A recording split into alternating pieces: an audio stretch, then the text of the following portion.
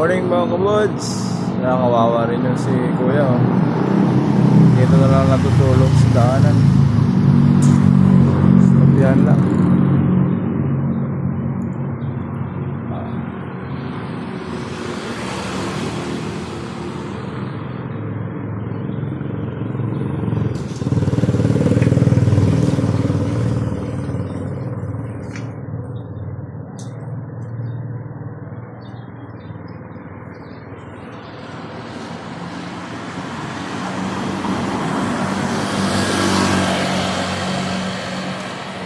Ayan, malapit sa work yan, kabads.